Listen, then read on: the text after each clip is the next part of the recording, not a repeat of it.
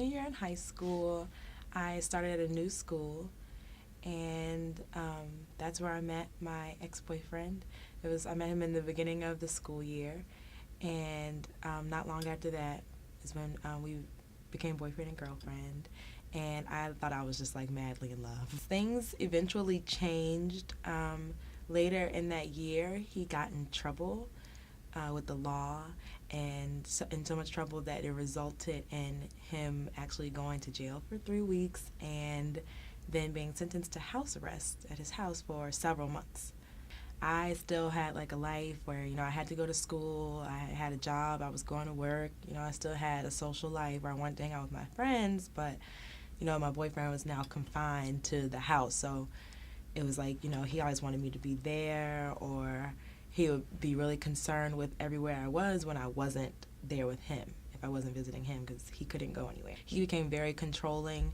There was a football game one night at school, and I'm at the football game with my friends enjoying the game, and I look to the left and I see my boyfriend walking in the game, and I'm like, wait a minute, I know you're on house arrest, so how did you get here? He had actually somehow taken the arrest monitor off of his ankle and left it at home just so he could come to where I was. And one time I visited him at his house, and I got a text message while I was there.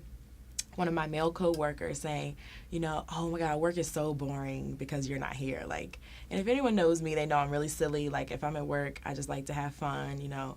So I like, make my coworkers laugh and stuff. So I really think that's what the text message meant, like, oh, it's a dry day. I wish you, were here at work.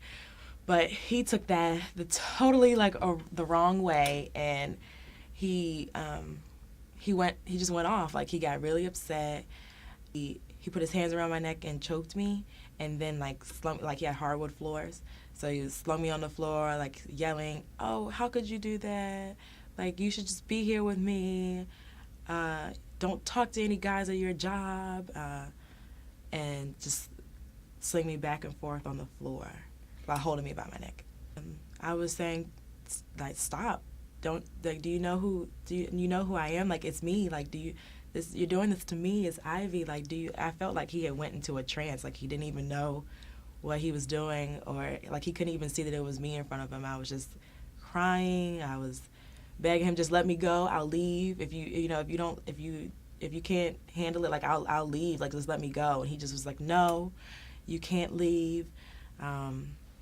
And I just kept trying to like make him understand that he was hurting me, like, and it's just he didn't hear me. That was the first physical altercation that we were in, and it was the last. I never went back after that, but it was really